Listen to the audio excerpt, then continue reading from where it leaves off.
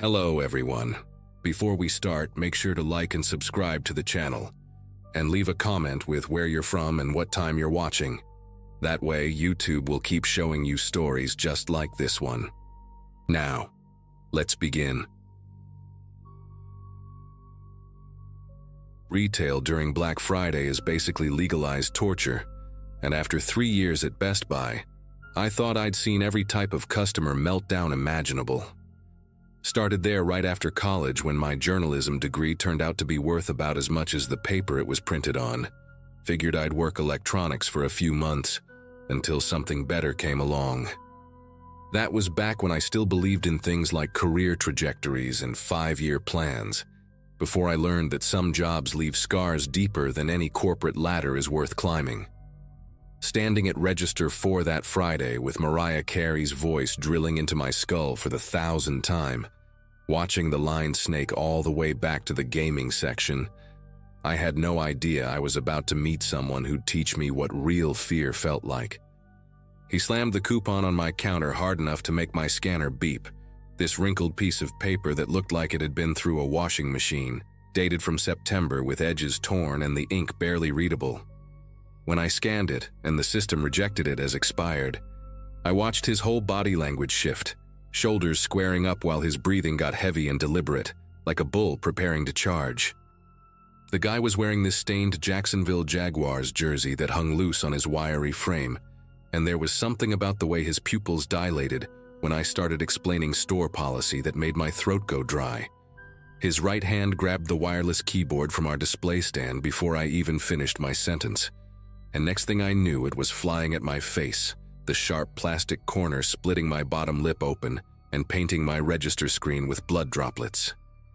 Pain exploded through my mouth and I stumbled backward into the gift card rack, tasting copper while blood ran down my chin and soaked into my work shirt. But he wasn't done. This maniac actually lunged across the counter, knocking over the credit card reader and sending promotional flyers flying everywhere, his fingers wrapping around my throat before I could even process what was happening.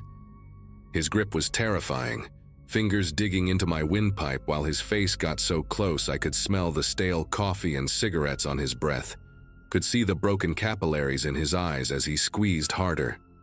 Customers were screaming, backing away, some pulling out phones to record instead of helping, and all I could think about was how my vision was starting to tunnel, these dark spots dancing at the edges while my lungs burned for air.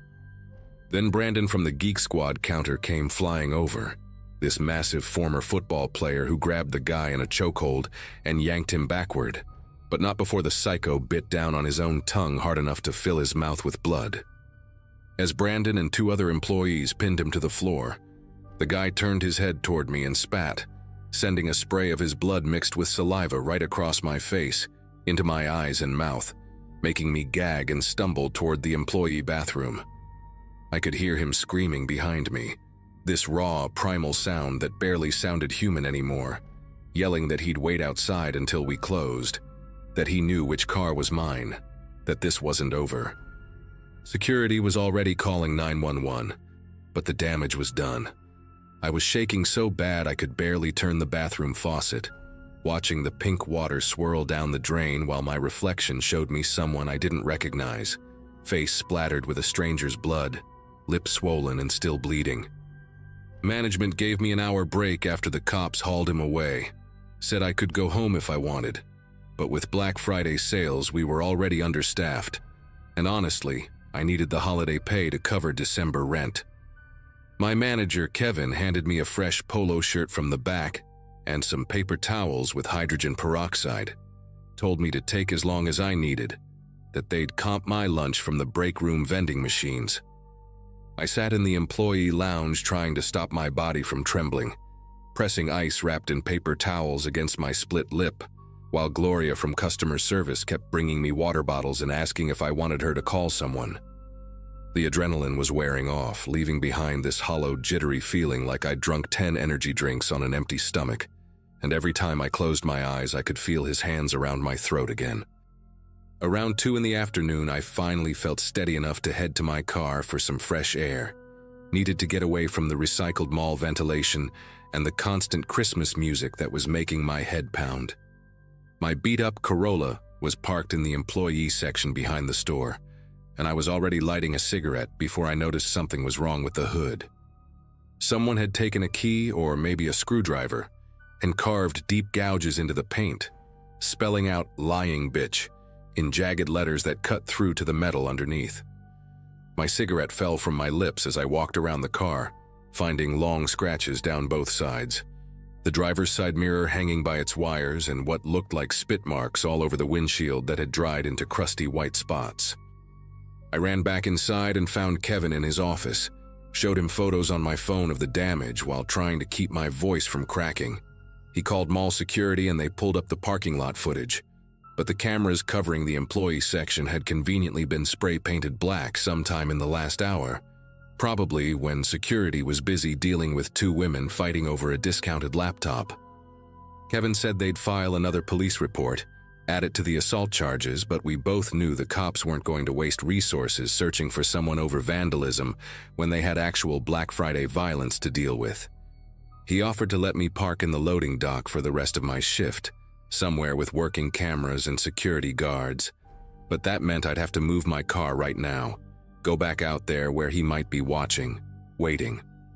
Brandon walked me to my car with a baseball bat from the sporting goods section, scanning the parking lot while I started the engine with shaking fingers, the whole time expecting that maniac to come charging from behind a van or between the dumpsters. We made it to the loading dock without incident, but I couldn't focus for the rest of my shift, kept checking the security monitors every time I passed the manager's station, looking for that Jacksonville jersey in the crowds. Every aggressive customer made me flinch. Every raised voice sent my heart racing. And by the time 8 o'clock rolled around, I was exhausted from being hypervigilant for 6 straight hours. The store closed at midnight, but they let me clock out early, said I'd been through enough for one day, and Kevin promised that security would walk me to my car when I was ready to leave. I changed out of my work clothes in the employee bathroom, stuffing the blood-stained polo into a plastic bag because I couldn't stand looking at it anymore, then waited in the break room for Jerry from security to finish his rounds. He was this older guy, probably pushing 60, who always talked about his grandkids and brought homemade cookies on Fridays. Not exactly intimidating, but better than walking out alone. We went through the loading dock instead of the main exit, Jerry's flashlight sweeping across the empty trucks and delivery bays, while my keys dug into my palm from gripping them so tight. My car started on the first try, thank God, and Jerry waited until I pulled out before heading back inside. But I could barely see through the spiderweb of dried spit on my windshield. Had to use half a bottle of washer fluid just to clear a spot to drive. Instead of taking my usual route home, I drove in circles for 20 minutes, watching my rearview mirror for any car that seemed to be following, taking random turns through residential neighborhoods I'd never been in before. Every set of headlights made my chest tighten, especially when they stayed behind me for more than a few blocks. And twice I pulled into gas stations just to see if anyone would follow me into the parking lot. By the time I reached my apartment complex, my jaw hurt from clenching it, and my gas tank was nearly empty from all the detours. But at least I was certain nobody had followed me home. I parked under a streetlight close to the building entrance, practically ran to the door with my keys between my fingers like tiny weapons, and didn't breathe properly until I heard my deadbolt click into place. Saturday morning came too soon, my alarm going off at 7 for another Black Friday weekend shift, and I seriously considered calling in sick until I remembered my rent was due in 4 days. I took a different route to work, parked in the customer lot instead of employee parking, and made it through most of my shift without incident. Just the usual holiday shopping chaos and exhausted co-workers running on energy drinks and determination. But around 9 that night, an hour before closing, I was restocking gift cards near the back exit when I heard tapping on the emergency door, the one we used for smoke breaks that supposedly only opened from the inside. Through the narrow window I saw him, still wearing that same filthy Jaguars jersey, holding what looked like a broken beer bottle in one hand while the other hand beckoned me closer, his mouth moving like he was trying to tell me something important. My whole body went rigid. Couldn't move, couldn't breathe, just stood there staring at his face pressed against the glass while he kept tapping with the bottle, leaving little scratches on the window with each tap. Then he held up his phone with his free hand, showed me my own Instagram profile on the screen, scrolled through photos of my apartment building, my roommate's car, the coffee shop where I studied sometimes, and I realized he'd been doing more than just waiting around the store. He pointed at the door handle, mouthed the words, "Open up," then drew the jagged edge of the bottle across his own throat in a slashing motion before pointing it at me, and that finally broke my paralysis enough to stumble backward and scream for security. Jerry and 2 mall cops came running within seconds, but by the time they got outside, he was gone. Just some blood drops on the concrete where he'd apparently cut his hand on the bottle, and a fresh scratch in the door's paint that spelled out, "Soon."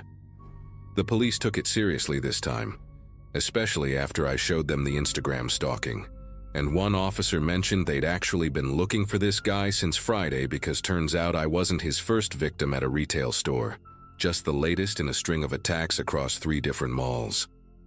They caught him 2 hours later at a Motel 6 off the interstate, still wearing that disgusting jersey, with a notebook full of employee schedules he'd somehow gotten from our dumpster and printed screenshots of social media profiles for half the Best Buy staff, not just me. Never went back to that job, quit over text that same night while sitting in the police station giving my statement. Didn't even care about the 2 weeks' notice or my last paycheck. Found out later from Gloria that he got 18 months for assault and harassment, which seemed like nothing considering what he put me through. But at least they added a restraining order that covered every Best Buy location in the state. Still work retail, actually. Managing a small bookstore downtown now where the worst customer complaint is usually about us not carrying their favorite author. And every Black Friday I remember to be grateful for quiet shifts, and customers who accept expired coupons are actually expired. Sometimes I still check my rearview mirror more than necessary, still park under streetlights, still feel my throat tighten when someone gets too aggressive about a return policy. But at least I sleep through the night now without waking up feeling phantom hands around my neck.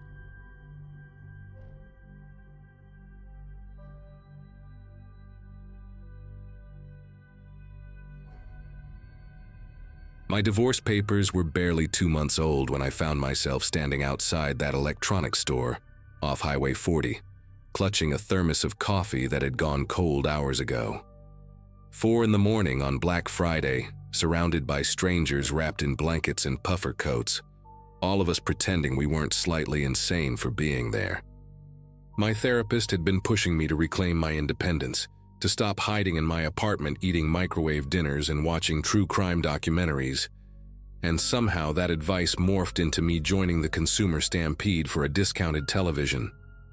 My sister Diane had called me 6 times the night before, begging to tag along for safety, but I needed to prove I could navigate the world solo again, even if that world was a parking lot full of bargain hunters checking their phones every 30 seconds.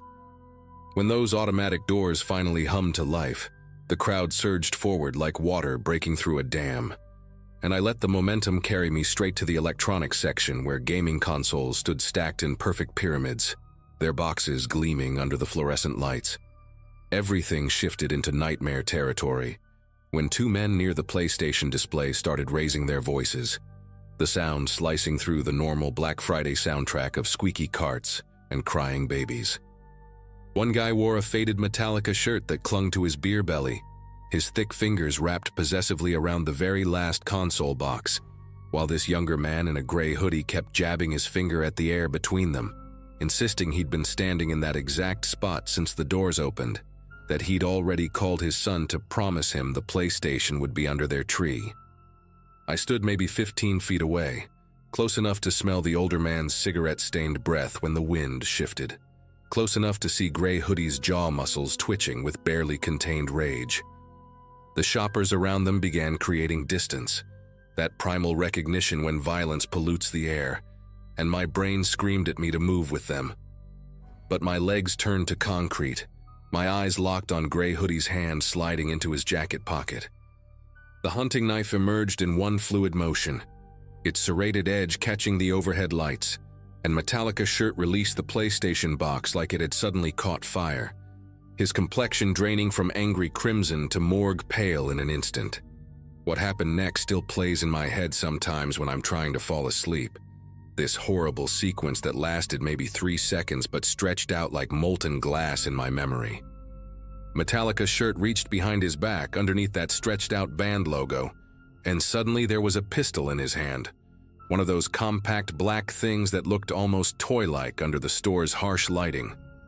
Gray Hoodie actually laughed, this broken sound that made my teeth hurt, and he lunged forward with the knife raised high, but the gun went off before he made it 2 steps.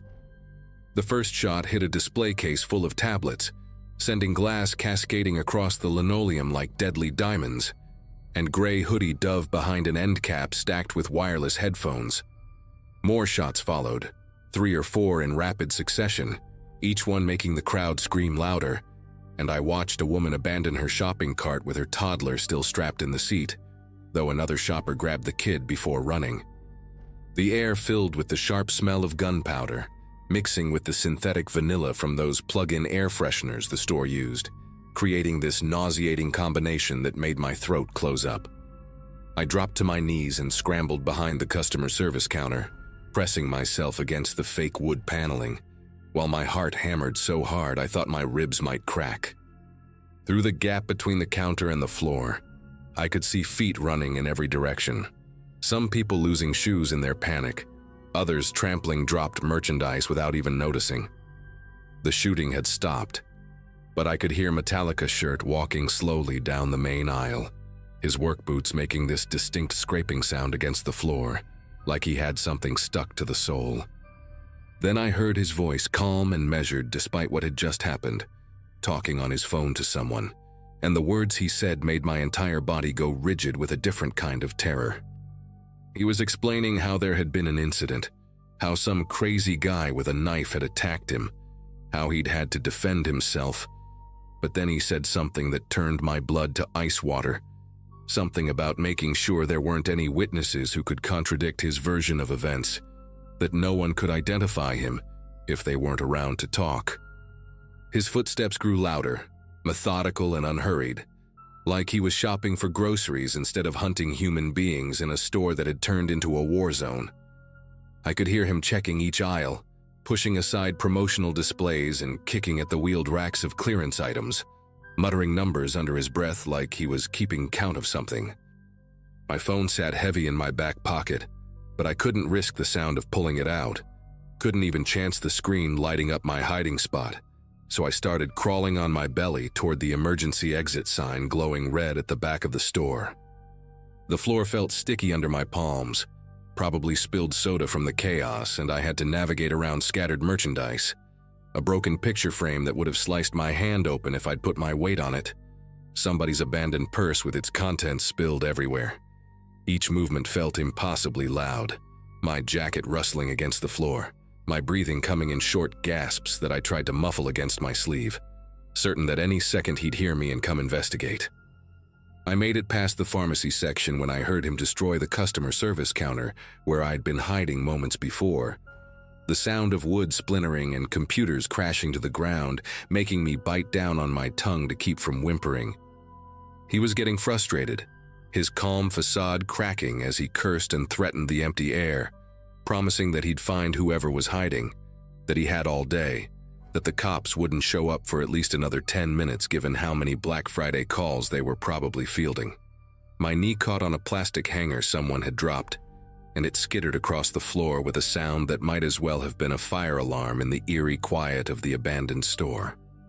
His footsteps stopped immediately, and I heard him chamber another round, the mechanical click echoing off the walls like a death sentence. I pressed myself flat against the cold linoleum, hiding behind a cardboard display for phone cases, watching his shadow grow larger on the wall as he approached my aisle, his breathing heavy and excited now, like a dog that had finally caught a scent. The emergency exit was maybe 20 feet away, but it might as well have been 20 miles with him standing at the end of my aisle, his head turning slowly as he scanned for movement. I could see his reflection in the glossy surface of a television screen, distorted and monstrous, the gun held loose and ready at his side. He took one step into the aisle, then another, his free hand trailing along the shelves, knocking products to the floor in a cascade of plastic and cardboard. A bottle of energy drink rolled past my face, leaving a wet trail of blue liquid, and I had to fight every instinct screaming at me to run. He was maybe 10 feet away when his phone rang, the sound so sudden and jarring that we both jumped, and he answered with an irritated grunt, turning slightly away from my direction.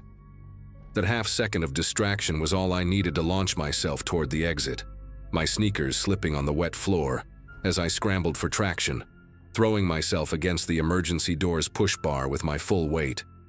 The alarm that erupted when I hit that door was beautiful and terrible all at once. A shrieking wail that would definitely draw attention, but also announced my exact location to the maniac with the gun.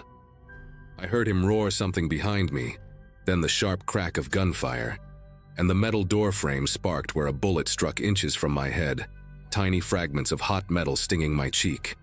The parking lot stretched out before me, cars scattered randomly where panicked shoppers had abandoned them with doors still open and engines running, and I sprinted toward my beat-up Nissan parked in the third row, fumbling for my keys while trying not to trip over the concrete parking blocks.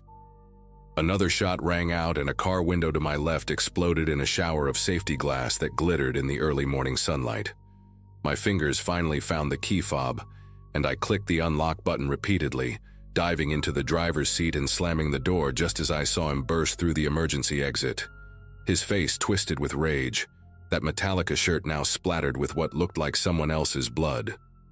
The engine turned over on the second try, my foot jamming the gas pedal before I'd even shifted into drive properly, causing the car to lurch forward and clip the bumper of a minivan.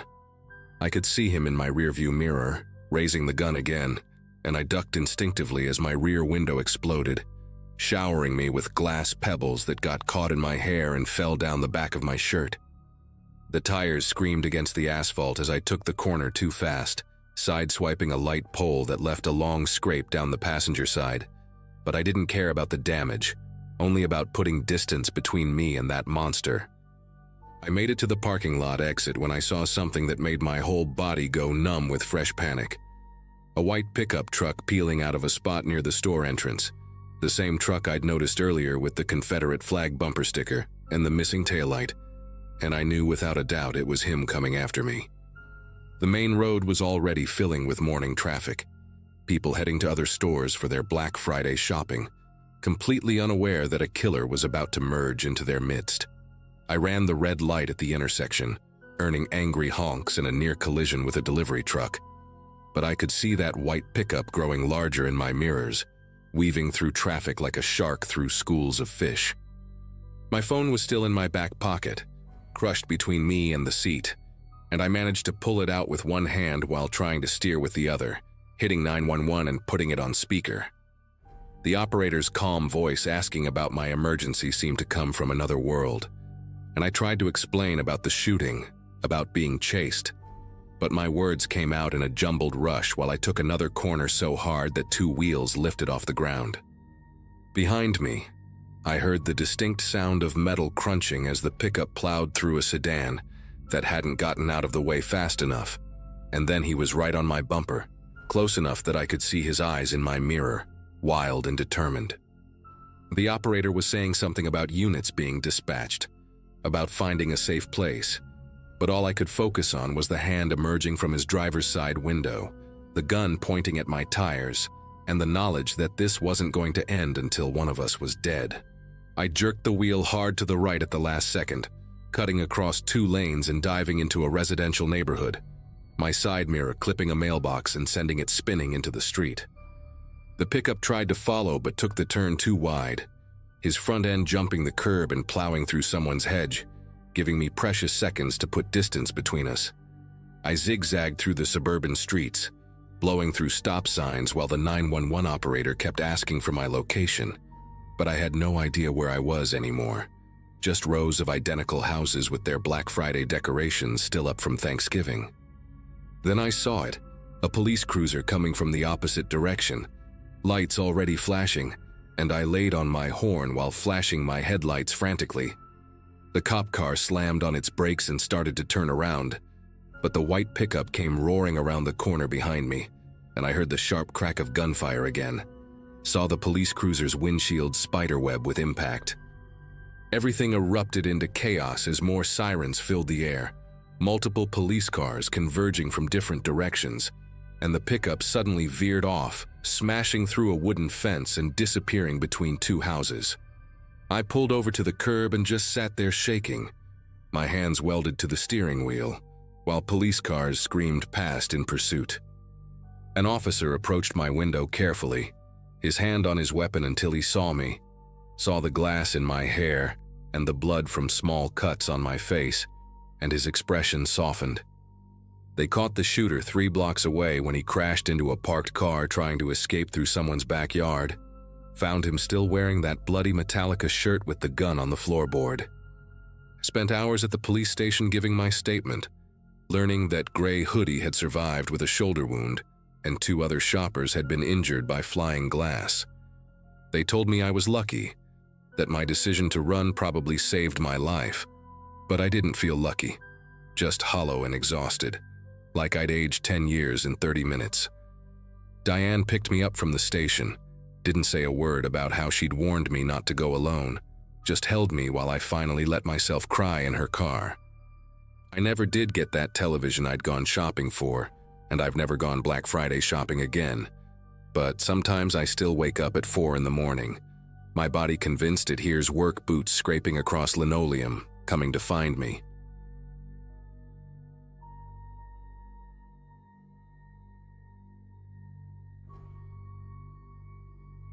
Four in the morning might seem insane to wake up just for a sale, but I needed that drill set bad enough to set 3 alarms on my phone.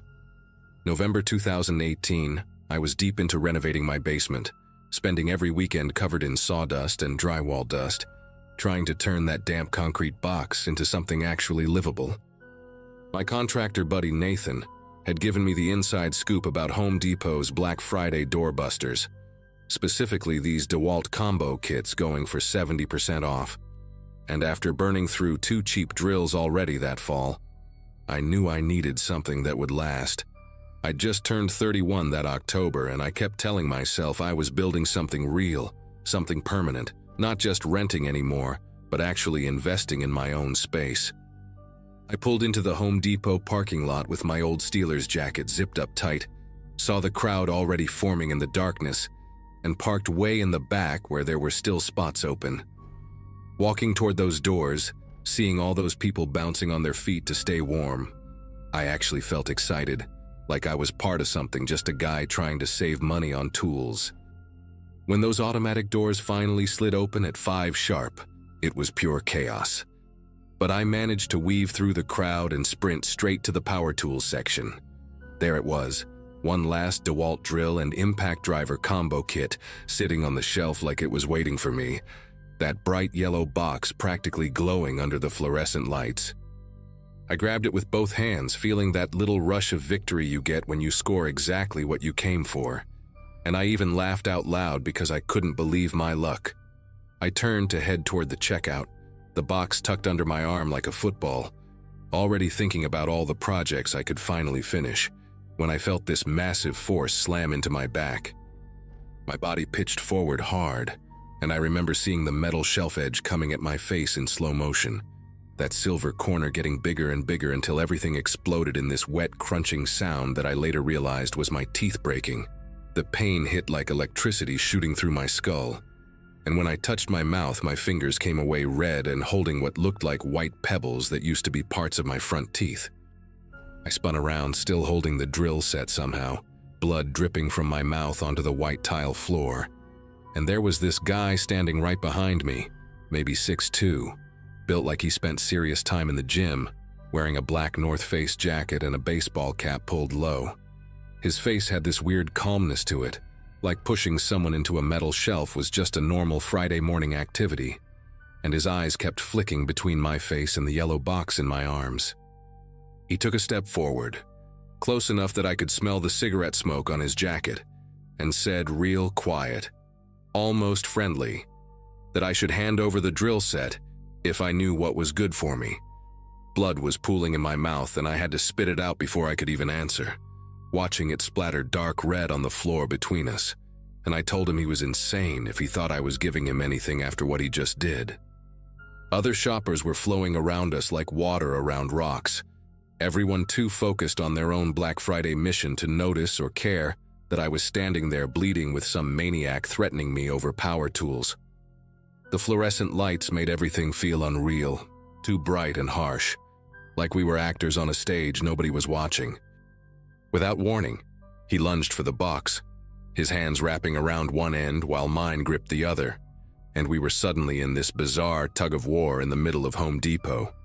I could hear my blood hitting the floor in steady drops while we struggled, my broken teeth sending lightning bolts of pain through my jaw every time I clenched it. But I wasn't letting go, not after waking up at 4 and getting my face smashed for this stupid drill. An employee in an orange apron walked past, looked at us for maybe half a second, then kept walking like two grown men fighting over tools while one bled from the mouth was perfectly normal Black Friday behavior. The guy suddenly changed tactics, letting go with one hand to reach into his jacket pocket, and I saw the silver glint of a box cutter before he even fully pulled it out, the blade already extended and catching the overhead lights. My grip loosened just from pure instinct, that primitive part of your brain that screams danger when you see a weapon, and he used that split second to rip the box away from me, clutching it against his chest like he just won the lottery. But I wasn't thinking straight anymore, maybe from the pain or the adrenaline, or just pure rage at this whole insane situation, and I grabbed the box right back, yanking it hard enough that we both stumbled sideways into an end cap display of batteries that went clattering across the floor. He swung the box cutter at my hands, not trying to kill me but warning me, the blade whistling past my knuckles close enough that I felt the air move. And that's when I should have let go, should have just walked away and called it a loss. Instead, I heard myself yelling for security for anyone, my voice coming out thick and garbled through the blood and broken teeth, while this psycho just smiled at me, actually smiled, like we were sharing some private joke. He leaned in close enough that his breath was warm on my face and told me we could do this the easy way or the hard way. But either way, he was leaving with that drill set. And then he asked if I really wanted to bleed more over some tools. The store music kept playing overhead, some cheerful holiday song that made the whole scene even more surreal, and I realized that to everyone else we probably just looked like two Black Friday shoppers having a disagreement. I let go of the box and backed away, my legs shaking more than I wanted to admit, thinking at least it was over. I could get to my car and get out of there and deal with my teeth later. He nodded at me like we'd just completed a normal transaction, tucked the drill set under his arm and started walking toward the checkout like nothing had happened, leaving me standing there in a puddle of my own blood surrounded by scattered batteries. I watched him go for maybe 10 seconds, then something in me just snapped, and I found myself following him, not running but walking fast, staying maybe 20 feet behind him as he got in line behind a dozen other early morning shoppers. My phone was in my hand before I even realized I'd pulled it out, and I started recording him, getting his face, his clothes, making sure I had evidence of this lunatic who'd assaulted me over a power tool set. He must have sensed me because he turned around, saw my phone pointed at him, and his whole expression changed, that calm mask cracking to show something uglier underneath. He stepped out of line and started walking toward me, faster than before, and I backed up instinctively. But he kept coming, the box cutter still visible in his jacket pocket, and I turned and headed for the exit, telling myself I was being smart, not running away. The parking lot was still dark, just the orange glow of the sodium lights making long shadows between the cars, and I could hear his footsteps behind me on the asphalt, steady and unhurried like he knew exactly where this was going. I reached my truck, fumbling with my keys while trying to keep an eye on him, and that's when I noticed my back right tire was completely flat, slashed clean through the sidewall in a perfect diagonal cut. Then I saw the back left, same thing, and I knew without looking the front tires would be the same. This sick feeling spreading through my chest as I realized he'd gone out to the parking lot while I was still inside, probably right after our first confrontation. He stopped about 10 feet away, still holding that yellow DeWalt box like a trophy, and pulled out a folded piece of paper from his pocket, waving it at me with that same calm expression. It was my registration from the glove compartment, and I knew right then he'd been in my truck, touched my stuff, probably went through everything while I was inside bleeding on the Home Depot floor. My insurance card was probably in his pocket too, with my home address printed right there in black and white. He walked closer, slow and deliberate, until he was standing right next to me at my driver's side door, and I could see every detail of his face in the ugly orange light, the acne scars on his left cheek, the gray starting to show in his stubble, the way his pupils looked too small even in the darkness. He told me real quiet that he knew where I lived now, knew I stayed on Oakwood Drive, even said my house number like he was reading it off my registration, and suggested maybe I should just forget this whole thing happened. Then he reached out and patted my shoulder, gentle almost like we were old friends, and said he'd hate for this to escalate any further, especially since he knew exactly where to find me if he wanted to continue our conversation later. The way he said conversation made my skin prickle, and I just stood there, couldn't move, couldn't speak, watching him walk away toward a beat-up white van parked a few rows over. He tossed the drill set in the back, climbed in the driver's seat, and pulled out slow, even using his turn signal like a normal person, while I stood there next to my truck with 4 slashed tires and blood still dripping from my mouth. But then he didn't leave, just circled back around through the parking lot, and I saw the van's headlights sweep across me as he pulled up right behind my truck, blocking me in completely. He sat there with the engine running, just watching me through his windshield, and I could see his silhouette in the driver's seat, not moving, just sitting there like he had all the time in the world. Tried to act like I was calling someone, holding my phone to my ear, but my battery was dead because I'd been using it all morning to check Black Friday deals, and I was basically just talking to nobody, hoping he couldn't tell from where he was sitting. After maybe 2 minutes that felt like 2 hours, he rolled down his window and yelled out asking if I needed a ride home, his voice carrying this fake concern that made me want to throw up. And when I didn't answer, he laughed, this deep belly laugh that echoed off the empty cars around us. Then he put the van in reverse, backed up just enough to clear my truck, and sat there again, engine still running, waiting for something I couldn't figure out. I finally decided to just walk back into the store, maybe find security, or at least be around other people. But the moment I took a step away from my truck, he gunned the engine, not moving but revving it loud enough that I jumped back. He did this every time I tried to move, like some sick game, keeping me pinned there next to my useless truck while other shoppers loaded their cars all around us, nobody paying attention to the guy with the bloody mouth trapped by some maniac in a van. Then suddenly he was out of the van and walking toward me again, fast this time, and before I could react he had me pressed against my truck door, one hand on my throat, not squeezing hard but just enough to let me know he could. His face was inches from mine, and I could smell coffee and something sour on his breath when he told me he'd changed his mind about letting this go, that maybe he'd swing by my house later that night, check out what other tools I had in my garage. He grabbed my wallet from my back pocket while he had me pinned, flipped through it right there in front of me, and made a show of memorizing my driver's license before tossing it on the ground. Then he did something that still makes me sick to think about. Pulled out his own phone and took a picture of me standing there against my truck, blood all over my face, looking absolutely destroyed, and said he wanted something to remember our Black Friday shopping trip together. He backed away slowly, keeping his eyes on me the whole time, and told me I had 2 choices. Either I could call the cops and explain how I got my ass kicked over a drill, maybe have him show up at my house while I was at work next week, or I could chalk this up to a bad morning and move on with my life. The threat wasn't even subtle, and the worst part was how reasonable he made it sound, like he was doing me a favor by giving me options, and I knew right then that calling the police would just make everything worse, because this guy was clearly not afraid of consequences. He got back in his van, started it up again, and this time actually drove away, but not before stopping at the parking lot exit to give me a little wave, like we were buddies who'd just had coffee together. I stood there for another 20 minutes, waiting to make sure he was really gone, then called Nathan to come get me, making up some story about vandals slashing my tires because I couldn't even begin to explain what had really happened.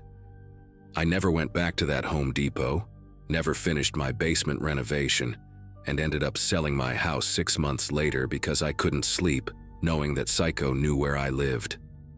Nathan helped me move to a place across town, a little apartment with good locks and security cameras, and I told everyone it was because the commute was better, but really I just needed to be somewhere that Guy couldn't find me. The dental work cost me $4,000 even with insurance, 3 crowns and a root canal. And every time I look in the mirror, I can still see where my teeth don't quite match the originals. These little reminders of the morning I learned what people are really capable of over a 70% discount. Sometimes I drive past Home Depot on Black Friday, just to see the crowds gathering in the dark, all those people thinking they're going to score some amazing deal, and I want to tell them that no amount of savings is worth what might be waiting for them in that parking lot. I know that guy is probably still out there, probably pulled the same thing on other people, maybe worse. And the thing that keeps me up at night isn't just what he did, but how easy it was for him. How he'd clearly done it before and would definitely do it again.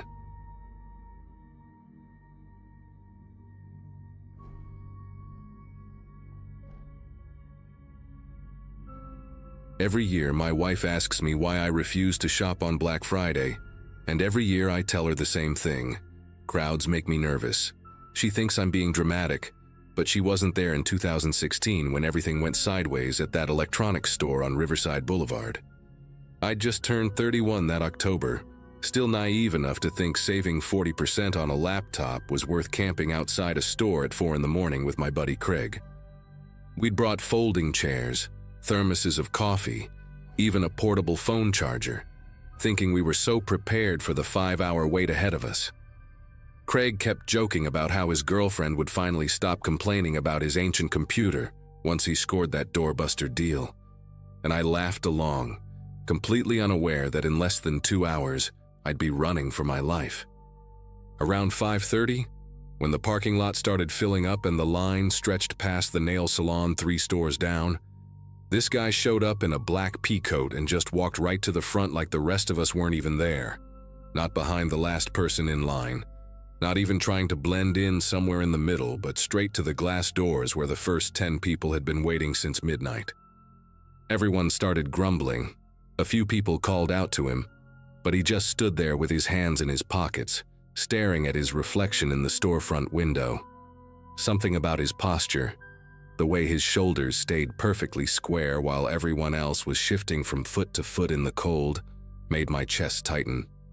Craig nudged me and whispered that someone should say something, and before I could tell him to leave it alone, my mouth was already opening, already calling out to the guy that there was a line, that people had been waiting for hours. He turned around slow, real slow, like he had all the time in the world. First thing I noticed were his eyes, pale gray like dirty ice, and the way they didn't blink once while he stared at me. He was maybe 6'2", built like someone who spent time in a gym but not for show, more like someone who lifted heavy things because they needed to be moved. His face had this weird smoothness to it, no stubble, no wrinkles, just flat pale skin stretched tight over sharp bones. He took 3 steps toward me, each one deliberate, his dress shoes clicking on the asphalt, and I remember thinking how strange it was that he was wearing dress shoes to a Black Friday sale. When he stopped about 2 feet from me, close enough that I could smell his cologne, something medicinal and sharp like hospital disinfectant mixed with pine, he tilted his head and asked if I had a problem with where he was standing. My whole body knew I should back down, every instinct screaming at me to just say no, sorry, my mistake. But 40 other people were watching, and Craig was right there beside me, and my stupid pride wouldn't let me fold. I told him, yeah, actually, I did have a problem. That cutting in line wasn't cool when families had been waiting in the freezing cold since midnight. The words came out steadier than I felt, but I could hear my heartbeat in my ears, this rapid thudding that seemed way too loud. He smiled then, not with his whole face, just his mouth pulling back to show teeth that were too white, too straight, like dentures on someone too young to need them. Then his right hand came up fast, faster than I could process, and connected with my jaw in this perfect uppercut that snapped my head back and sent me stumbling backward into Craig, who caught me just before I hit the pavement. The taste of copper filled my mouth, and I could feel warmth running down my chin where my teeth had cut into my lip. People were shouting, someone's kid started crying, and Craig was yelling something about calling the cops while helping me stand back up. My vision was swimming a little, these black spots dancing at the edges, but I could see the guy in the pea coat clearly enough as he reached into his coat with his left hand. Time does this weird stretching thing in moments like that, where a second feels like a full minute, and I watched his hand disappear into the inner pocket and come back out holding a Glock, the metal catching the parking lot lights. He held it low at first, casual almost, like he was just showing it to me, then raised it up and swept it across the crowd, making this slow arc from left to right. People scattered, grabbed their kids, dove behind cars, and the whole organized line just dissolved into chaos. He walked toward me while everyone else ran, the gun hanging loose in his hand but pointed in my general direction, and his face never changed expression, just that same empty smile. He said something about respect, about people needing to mind their own business, but I wasn't really processing words anymore, just watching that black metal piece swinging slightly as he moved. Craig had let go of me and backed away with his hands up, and I stood there alone, blood dripping onto my sneakers, trying to figure out if I was about to die over a spot in line at a Black Friday sale. Behind him, I could see the automatic doors starting to slide open, the employees inside scrambling, some running deeper into the store while others pressed against the windows to see what was happening. The guy must have noticed my eyes shift because he turned slightly to look, and that half second when his attention moved was all I needed to break into a sprint toward those open doors. I made it maybe 20 feet into the store, past the security sensors and into the main corridor with all the Black Friday displays, when I heard the first shot. The sound was different than in movies, more like a sharp crack followed by this ringing echo that bounced off the walls and made everyone drop to the floor. Ceiling tiles rained down in white chunks, and I could hear the fluorescent light above me sparking where the bullet had gone through. I kept running, weaving between displays of discounted tablets and Bluetooth speakers, my sneakers squeaking on the polished floor. His voice carried over the screaming, clear and calm, calling out that he just wanted to talk, that I needed to stop making this difficult. A second shot went off, this one hitting a television display to my right, the screen exploding in a shower of glass and plastic that cut into my arm as I passed. I could hear his dress shoes behind me, that same measured clicking, not running but walking with purpose like he knew exactly where I was going. The bathroom sign appeared like salvation at the end of aisle 7, one of those family restrooms with the heavy lock on the inside. I slammed through the door and turned the deadbolt, just as his shadow appeared in the gap at the bottom. My chest was burning, each breath like trying to suck air through a wet cloth, and I could feel my pulse in my neck, my temples, even my fingertips. The door handle rattled once, twice, then stopped. His voice came through muffled but still unnervingly calm, saying my friend Craig had told him my name was Jason, asking if I preferred Jay or the full version. I backed away from the door until I hit the far wall, then slid down to sit on the cold tile, trying to make myself as small as possible. The fluorescent light above me hummed and flickered, casting these irregular shadows that made everything look like it was moving. For maybe 30 seconds, there was complete silence except for the distant sounds of panic from the main store.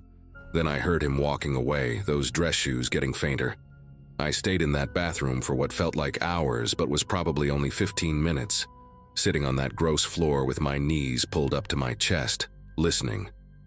Every sound made me jump. The automatic paper towel dispenser randomly activating, the toilet running, footsteps from the store that could have been anyone. Then came the sirens, first one, then 3, then what sounded like every cop car in the city converging on the parking lot. Red and blue lights flashed through the small window near the ceiling, painting the walls in alternating colors. I could hear radios crackling, officers shouting commands. The mechanical voice of someone on a megaphone telling everyone to exit calmly with their hands visible. Part of me wanted to leave right then, to run out and find safety with the police, but my legs wouldn't work, just stayed locked in place like they'd forgotten how to support weight. It took 2 officers knocking on the bathroom door, identifying themselves, showing badges through the crack, before I finally managed to stand up and turn that deadbolt. They took me out through the loading dock in the back, avoiding the main store where crime scene tape was already going up. One officer, a woman with short auburn hair and kind eyes, kept asking if I was hurt while a paramedic shined a light in my eyes and cleaned the cuts on my arm. I told them everything: the line cutting, the punch, the gun, the shots fired, how he knew my name. They wrote it all down, asked me to repeat parts, took photos of my swollen jaw and bloody shirt.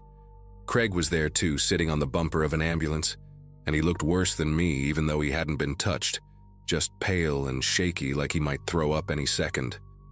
He kept apologizing for telling the guy my name, said the man had grabbed his shoulder and squeezed until he answered, that those gray eyes had looked right through him.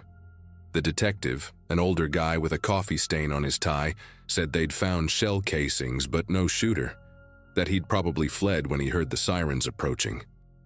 They had me look at security footage on a laptop trying to get a clear image of his face, but every shot was either too blurry or at the wrong angle, like the cameras had been specifically avoided. Around noon, after they'd finally said I could go, I walked with Craig back to the parking lot to get my car, a beat-up Ford Focus I'd bought after college. The lot was mostly empty now, just a few police cars and some yellow tape fluttering in the wind. My car was sitting right where I'd left it, next to the light pole in Section C, looking completely normal except for one thing. There was a piece of paper tucked under the windshield wiper. My first thought was it was a police notice or maybe information about victim services, but when I got closer, I saw it was just a receipt from the store, time-stamped from that morning. I pulled it out and turned it over, and written on the back in neat block letters was, "Should have minded your business, Jason." Craig saw it at the same time I did, and immediately started pulling me back toward the police. But then one of the officers who was collecting evidence called out to us, asked what we'd found. When I showed him the note, his whole demeanor changed, and he radioed for the detective to come back immediately. They reviewed more footage then, hours and hours of it, and that's when they found him on camera from the afternoon, around 3:30, walking through the parking lot again, hands in those same pockets, that same measured stride. The timestamp showed he'd been there for almost 40 minutes, just standing behind a minivan 2 spaces from my car, occasionally stepping out to look toward the store entrance, then going back to his hiding spot. The last frame before the camera cycled to another view, you could see him pull something from his coat, and even though the image was grainy, the detective zoomed in enough to make out the outline of the gun in his hand. They kept my car as evidence, said they'd have officers drive by my apartment regularly, gave me a case number and told me to call if I saw anything suspicious. Craig's mom came to pick us up, and she drove me home in silence while Craig sat in the back seat, neither of us saying what we were both thinking, that this guy knew my name, had my license plate, and had waited for hours with a weapon just to make his point. I changed my locks that night, bought security cameras the next day, and for months afterward I'd catch myself checking every parking lot for a black peacoat, listening for those deliberate footsteps, wondering if he was still out there, still angry that someone had dared to challenge him over a place in line.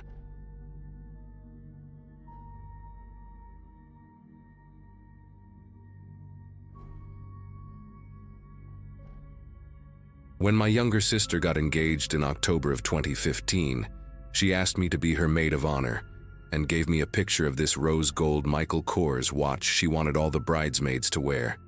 Matching accessories, the whole deal. Problem was, the thing cost $200 and I was barely scraping by on my pharmacy tech salary. But then I saw Macy's was doing this massive Black Friday sale, and that exact watch was going to be marked down to $70. $70. I set 3 alarms, mapped out my route through the store, and convinced my roommate Vanessa to come with me for moral support. She thought I was insane, said Black Friday shopping was for people with a death wish, but I promised her breakfast after, and she caved. I remember being weirdly excited about it, like it was some kind of mission. Get in, grab the watch, get out. Simple. We got to the mall at 4 in the morning and the parking lot already looked like a disaster movie. Cars everywhere, people speed walking toward the entrance with this wild look in their eyes. The second those doors opened, it was chaos. Pure, unfiltered chaos. People were shoving, carts were ramming into each other, and someone knocked over an entire display of perfume bottles that shattered across the floor. Vanessa grabbed my arm and said we should just leave, but I was locked in. I needed that watch. We fought our way to the jewelry section, and I swear it felt like swimming upstream through a river of desperate shoppers. When we finally got there, I saw it. One rose gold Michael Kors watch left on the display table, marked down with a big red sticker. My heart was pounding. I reached out, my fingers were maybe 2 inches away from it, and that's when I felt it. Someone grabbed a fistful of my hair from behind and yanked me backwards so hard I thought my scalp was going to rip off. I stumbled, completely off balance, and before I could even process what was happening, I felt myself falling backward into something solid. The glass display case. The sound it made when I hit it was this sick, splintering crack, and then everything just exploded. Shards went everywhere. I felt this immediate burning sensation across both my arms, and when I looked down, there was blood. So much blood. Deep gashes running from my wrists up to my elbows. The skin just split open like someone had taken a razor to it. I tried to get up, tried to turn around to see who had done this, but the woman was already on top of me. She was maybe in her 40s, blonde hair tied back in a ponytail, wearing a purple North Face knockoff jacket, and her face was twisted into this expression I had never seen on another human being before. Pure rage. Her eyes were bulging, spit flying from her mouth as she screamed something I could not make out over the noise of the crowd. Vanessa was yelling, trying to pull the woman off me, but she would not budge. I still had the watch clutched in my right hand, because somehow, even while falling, I had managed to grab it. The woman saw it. Her eyes locked onto my fist, and she lunged. I felt her teeth sink into the back of my hand before I even understood what she was doing. She bit down hard, right on my index finger near the knuckle. The pain was unreal, white hot and sharp like someone was drilling into the bone. I screamed, and I mean really screamed, the kind of sound I did not know I could make. I tried to shake her off, tried to pry her jaw open with my other hand, but she just bit down harder. I felt something pop, felt warm blood gushing down my wrist, and when I finally looked, I could see bone. Actual bone. My finger was hanging on by what looked like a thin strip of skin and tendon. The watch fell from my hand and hit the floor, and that's when she finally let go. She snatched it up like some kind of animal grabbing prey, and for a second, I thought it was over. But then she turned back to me and her mouth was covered in my blood, dripping down her chin, staining her teeth. She leaned in close, so close I could smell the coffee on her breath mixed with the metallic tang of blood, and she said, "I'm going to find you in the parking lot." Not yelled it, said it. Calm and deliberate, like she was telling me the weather forecast. Then she repeated it louder. "I'm going to find you in the parking lot, you stupid bitch." Security finally showed up, 2 guys in yellow vests who looked absolutely horrified. They grabbed her arms, tried to pull her away, but she kept screaming, kept pointing at me. "That's mine. She stole it from me. I'm going to kill her." Over and over, even as they dragged her toward the exit. People had their phones out, recording everything. Some were just standing there with their mouths open. Nobody helped. Nobody did anything until it was already done. Vanessa wrapped her jacket around my arms to try and stop the bleeding, but it was not working. The cuts were too deep. My hand was throbbing, the finger just dangling there, and I started feeling dizzy, really dizzy. The store manager came over with a first aid kit, but one look at my hand and he just said, "We need an ambulance." I remember sitting on the floor, leaning against a checkout counter, staring at the blood pooling around me and thinking how stupid this all was. How absolutely insane it was that I almost died over a $70 watch. The paramedics arrived maybe 10 minutes later, though it felt like hours. They wrapped my hand in gauze, put pressure bandages on my arms, and loaded me onto a stretcher. Vanessa rode with me in the ambulance, holding my good hand the whole time, and I could tell she was trying not to cry. I kept apologizing to her. I don't even know why. I just kept saying sorry over and over. They took me to Mercy General, and the emergency room was packed. Apparently, Black Friday is a nightmare for hospitals too. Lots of trampling injuries, heart attacks, people getting into fistfights over discounted televisions. I got bumped up the line because of how bad my hand looked. A doctor came in, this older guy with gray hair and glasses, and he did not sugarcoat anything. He said the bite had severed the tendon completely, fractured the bone, and there was significant tissue damage. They were going to try to save the finger, but I needed surgery immediately. He also said I would need a rabies shot and antibiotics because human bites are apparently worse than animal bites. Something about the bacteria in our mouths being disgusting.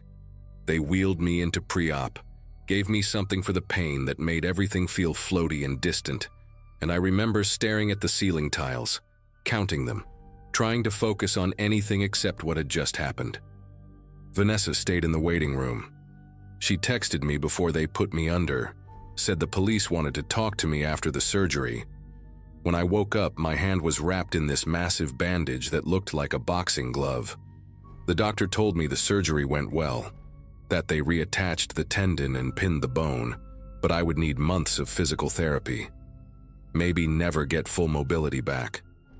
I was still groggy, still processing everything, when a nurse came in and handed me my phone. She said Vanessa had left it with her before going to move my car to a better spot in the parking garage. I unlocked it, planning to text my sister and tell her I would not be making Thanksgiving dinner, and that's when I saw them. 3 photos. No number attached, just an unknown contact. The first photo was of my car, my blue Mazda sedan parked in the hospital lot under a streetlight. The second photo was closer. My tires.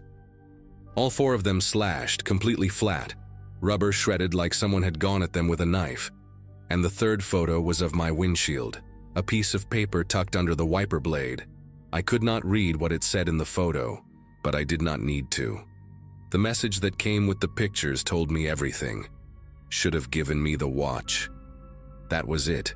5 words. I felt my chest tighten, felt this wave of panic crash over me that made the pain in my hand seem like nothing. She had followed me. Followed the ambulance, somehow figured out where I was, found my car in the parking lot, and destroyed it. And she had taken photos, sent them to me, which meant she had my phone number. I started shaking so badly that I dropped the phone on the bed. The nurse must have seen the look on my face because she asked if I was okay, if I needed her to call someone. I could not even answer. My throat felt like it was closing up. All I could think about was that woman's face. Her blood-covered mouth, the way she had said she would find me. And she had. She actually had. I hit the call button about 15 times until a different nurse came running in, and I just showed her the phone. Showed her the pictures.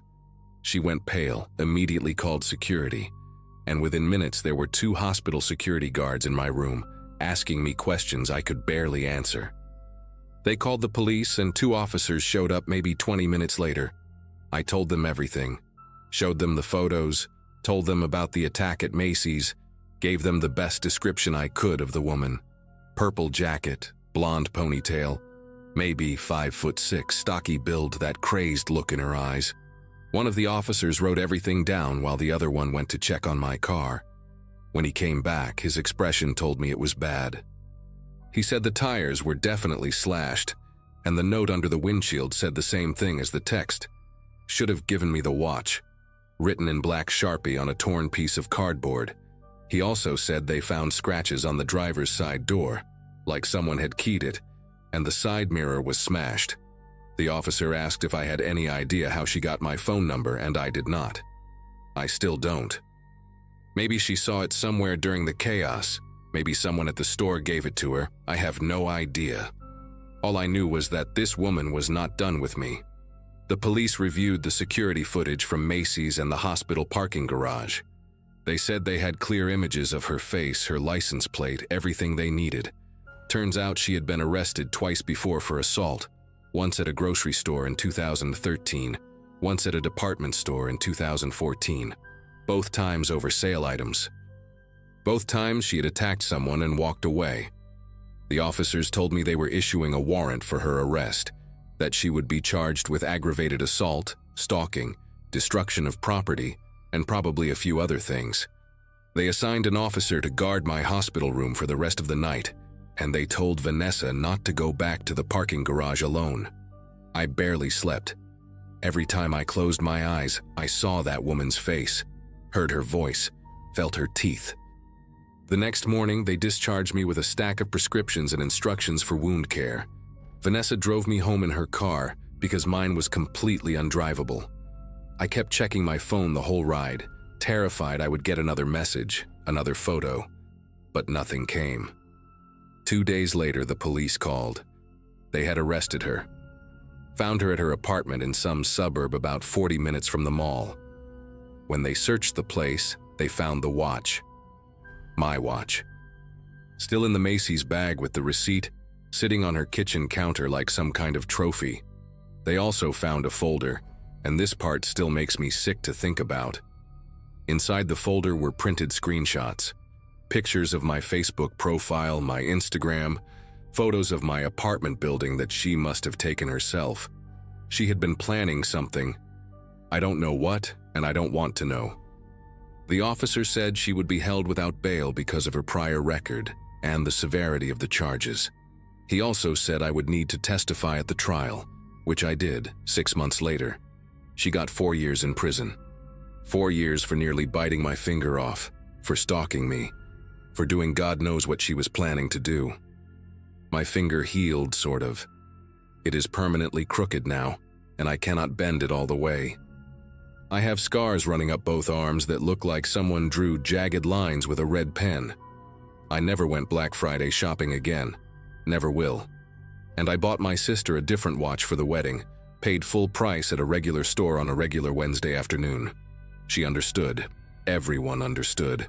But sometimes I still get this feeling, like when I am in a crowded store or walking through a parking lot at night, that someone is watching me. That someone is going to grab my hair and yank me backward.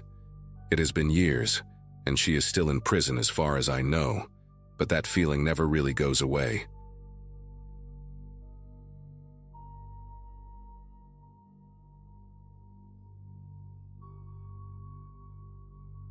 Anyone who's worked retail knows Black Friday is hell, but what happened to me during the 2017 sale turned into something way worse than dealing with angry customers fighting over discounted TVs. I'd been working at Penny's for about 8 months at that point, ever since dropping out of college the previous spring when my dad got sick, and I needed to help with bills. The job wasn't glamorous, mostly restocking shelves and running a register in the men's department, but it paid enough to cover my half of rent in the apartment I shared with my roommate Austin. The store had this policy where we all had to wear name tags with our full first names printed in big letters, which I never thought twice about until that night. Management scheduled me for the nightmare shift. 2 p.m. to 2 a.m., 12 straight hours of scanning items and fake smiling at exhausted shoppers while my feet screamed inside my non-slip shoes. The guy first came through my line around 4 p.m., right when the initial wave of doorbuster hunters had cleared out, and the steady stream of evening shoppers started trickling in. He was probably in his mid-40s, average height, thinning brown hair combed sideways across his scalp in that way some men do when they're fighting baldness, wearing khaki pants and a gray pullover sweater that looked too warm for inside the store. What struck me immediately was how he maintained eye contact the entire transaction, not in a normal, being polite to the cashier way, but in this intense, unblinking way that made my neck feel hot. He bought a single pack of socks, white athletic socks, the cheapest ones we carried, which seemed weird for someone shopping on Black Friday when everything good was on sale. When I told him his total was $467, he handed me a $5 bill, but kept his fingers on it for a second too long after I grabbed it, so we were both holding the money at the same time. "You have really nice hands," he said, his voice soft and oddly gentle, almost tender. Very delicate fingers. "Do you play piano?" I just laughed it off with some non-committal response and gave him his change, watching as he took his small bag and walked toward the exit, though I noticed he stopped near the cologne display and seemed to just stand there, not looking at products, just standing. He came back through my line at 5:30 p.m. Same guy, same unsettling stare, this time buying a single greeting card, one of those generic thinking of you cards with flowers on the front. The store was getting more crowded as people got off work and came in for the extended sale hours, so I had a line of 6 or 7 people behind him, all looking impatient and tired. "Hi again," he said, like we were old friends. And then he did this thing where he tilted his head slightly and smiled, but only with his mouth, not his eyes. "Busy night for you, huh? You must be exhausted, working so hard." He said my name then, Mallory, reading it off my name tag but saying it slowly, like he was tasting each syllable. I scanned his card, told him the price, and he paid with exact change this time. Coins he counted out one by one into my palm, his fingertips brushing my skin with each quarter and dime. The woman behind him in line huffed loudly, annoyed at how long he was taking. After he left, I helped the rest of my customers on autopilot, but I kept glancing up between transactions, scanning the store floor, and sure enough, I spotted him about 20 feet away, standing near a display of discounted luggage, phone in his hand, just watching my register. The third time he appeared was around 7 p.m., and that's when my stomach started to genuinely hurt. He bought a travel-size bottle of hand lotion this time, and when I scanned it, he said, "I was reading that cashiers get really dry hands from handling money and receipts all day. The paper absorbs the moisture from your skin. I thought maybe you could use this." He slid the bottle back across the counter toward me after I'd bagged it. "It's for you, actually. A gift." My throat went tight and I managed to say, "I can't accept gifts from customers, but thank you," and pushed it back toward him. My co-worker, this older woman named Beverly, who worked the register next to mine, glanced over with a concerned look. The man just smiled again, that same disconnected smile, and took the lotion back. "That's okay. I understand. There are rules." Then he leaned in slightly, close enough that I could smell his cologne, something heavy and woody that made my eyes water, and said quietly, "I saw on your Facebook that you're studying to be a veterinarian. That's really admirable.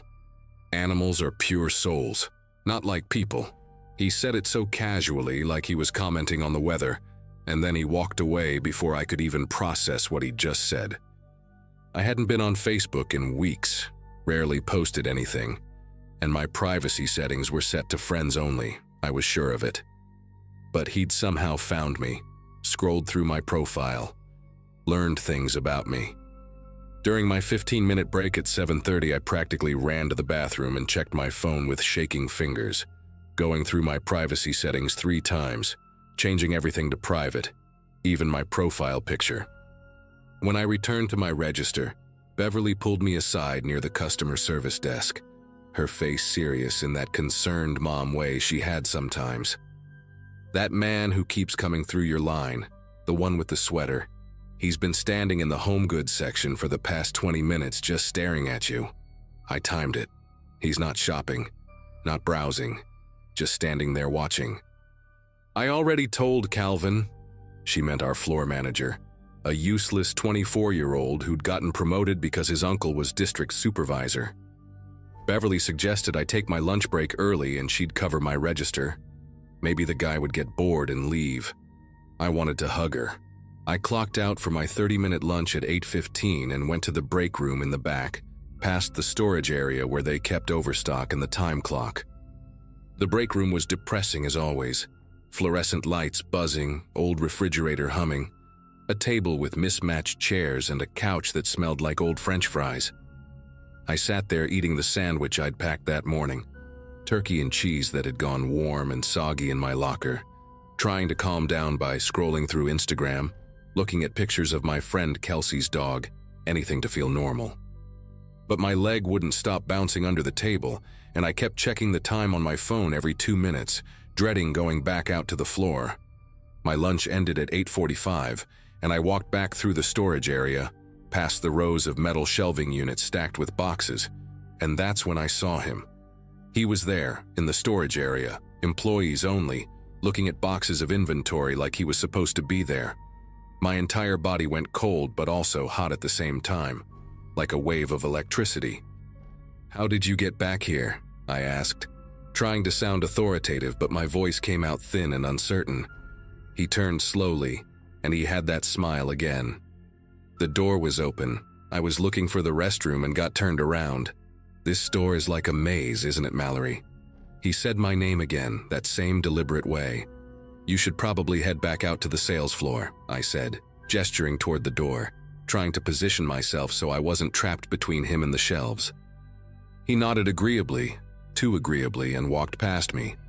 But as he did, he said almost in a whisper, "Your roommate Austin seems like a good guy. Does he go to the gym on Lincoln Avenue? I think I've seen his car there, the blue Mazda with the dent in the back bumper." Then he was gone, pushing through the door back into the store, and I just stood there among the boxes, my heart absolutely hammering. Because how did he know about Austin, about his car, about where Austin worked out? I found Calvin near the electronics department, talking to another employee about some pricing issue, and I interrupted them, not caring if I was being rude. I explained everything quickly, the multiple visits, the Facebook comments, him being in the employee area, the things he knew about Austin. Calvin listened with this expression that I can only describe as mildly concerned, but mostly inconvenienced, like I was telling him about a slightly malfunctioning register. "Did he threaten you?" he asked. "Did he say anything explicitly threatening or touch you inappropriately?" When I said no, not exactly, he just nodded and said he'd keep an eye out, and if the guy came back through my line, I should call for a manager immediately. That was it. No offer to call security, no suggestion to file a police report, nothing. He actually said, "It's Black Friday, we get all kinds of weird customers. Just stay professional and let me know if it escalates." I wanted to scream at him that it had already escalated, that this wasn't some confused shopper, but I could see in his face that he'd already moved on mentally to the next problem. Beverly was more helpful. When I told her what Calvin said, she rolled her eyes so hard I thought they'd get stuck. She suggested I ask to work in the stockroom for the rest of my shift, away from the registers, but we both knew that wouldn't fly on the busiest shopping night of the year, when they needed every register open. The next few hours were torture. Every time someone approached my register, my whole body tensed, expecting to see him again. I kept scanning the store between customers, looking for that gray sweater, that unsettling stare. Around 10:30 p.m., the crowd started thinning out. Most families with kids had gone home, and we were left with the hardcore deal hunters and people who worked late shifts coming in on their way home. My feet were killing me, both arches cramping, and I developed this tension headache that made my vision pulse slightly at the edges. That's when he came through my line for the fourth time.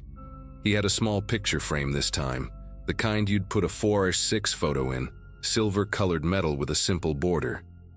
He placed it on the counter gently, deliberately, and then he placed something else next to it, a printed photograph. I looked down at it, and my vision actually went blurry for a second.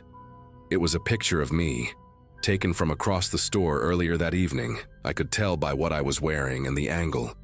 Taken from somewhere near the home goods section, where Beverly said he'd been standing. In the photo, I was mid-transaction with a customer, looking down at the register screen, completely unaware I was being photographed. "I thought you might want this," he said conversationally, like he was offering me a coupon. "You look very focused, very dedicated to your work. It's admirable." My mouth had gone completely dry and I couldn't make words come out for several seconds. "I need you to leave," I finally managed, my voice shaking but louder than I intended. "Right now. Leave the store." People in line behind him were staring now, sensing something was wrong. He didn't get angry or defensive. Instead, he looked almost hurt, wounded, like I'd said something deeply unfair. "I'm a paying customer," he said quietly. "I just wanted to buy a frame. Is there a problem?" That's when Beverly appeared beside me. Must have seen the situation from her register. "Sir, you need to leave immediately or I'm calling the police," she said firmly, already pulling her phone from her pocket. He looked between us for a long moment, that strange smile flickering at the corners of his mouth, and then he simply turned and walked away, leaving the frame and the photograph on my counter. Beverly grabbed both items immediately, touching them only by the edges, and we took them straight to Calvin, who finally seemed to grasp that this was serious. He called mall security, who took a statement from me and Beverly, took the photograph as evidence, and said they'd review security camera footage to get a clear image of the man. They walked the entire store with us, but he was gone, completely vanished. One security guard, an older guy named Tom who I'd seen around before, suggested I have someone walk me to my car when my shift ended, and maybe consider filing a police report in the morning. Guys like this, they usually back off once they know you're taking it seriously. "Documenting everything," he said, trying to be reassuring, but his eyes told a different story. The last hour and a half of my shift dragged by in this awful state of hyper-awareness. Every sound made me jump. Every customer who approached my register made my pulse spike. Beverly stayed close, checking on me every few minutes, and I loved her for it, even though I barely knew her outside of work. When 2 a.m. finally came and the store closed, the managers made announcements over the intercom for customers to bring their final purchases to the registers. We processed the last few stragglers, people clutching discounted blenders and stacks of towels, and then began the closing procedures, counting our drawers, printing end-of-day reports, shutting down the registers. The store slowly emptied of employees, everyone exhausted and ready to get home. Beverly offered to walk out with me, but she'd parked in the front lot near the main entrance because she'd arrived early for her shift, and I was in the employee lot and back, the far corner past the loading docks where they made us park so customers could have the closer spots. She made me promise to text her when I got home safely, and I promised I would. I grabbed my jacket and purse from my locker, pulled on my coat because November nights in Ohio get brutally cold, and headed out the back employee entrance with 2 other co-workers who were parked nearby, a guy from receiving named Todd, and a girl from cosmetics whose name I didn't know. The employee parking lot was basically empty at that hour, just a handful of cars scattered across the cracked asphalt under these tall yellow security lights that created these pools of sickly illumination with deep shadows in between. Todd and the cosmetics girl peeled off toward their cars near the side fence, calling out "good night," their voices echoing in the cold stillness, and then I was alone, walking across the lot toward my beat-up Honda Accord parked in the far corner, keys already in my hand because every woman knows you have your keys ready, positioned between your fingers like they taught us in that one self-defense assembly back in high school. The air smelled like exhaust and old snow and fryer grease from the fast food places in the strip mall next door. My breath came out in visible puffs and my footsteps sounded too loud on the pavement. When I was about 15 feet from my car, I saw him. He was standing on the passenger side of my car, just standing there in that same gray sweater, hands in his pockets, like he'd been waiting patiently the entire time. The security lights behind him cast his face partially in shadow, but I could see he was smiling. My whole body locked up and I stopped walking, every muscle rigid, car keys digging into my palm. "Mallory," he said, his voice carrying across the empty space between us. "I wanted to make sure you got home safe. It's late and this parking lot isn't very well lit. A young woman alone at this hour, anything could happen." The way he said it, so calm and reasonable, like he was being helpful, like this was a perfectly normal thing to do, made everything feel surreal and wrong. "You need to leave," I said, and my voice sounded stronger than I felt, probably because terror was giving way to anger, this burning rage that he'd made me feel afraid in my own workplace, that he'd followed me, researched me, invaded every boundary. "I'm calling the police right now." I pulled my phone from my jacket pocket with my left hand, keeping my keys in my right, and I actually started dialing 911, my thumb shaking but determined. He took a step toward me, and I took 2 steps back, maintaining distance. "You don't need to do that," he said, and for the first time his voice had an edge to it, something sharp underneath the softness. "I'm not trying to scare you. I just think we have a connection. You felt it too, I know you did.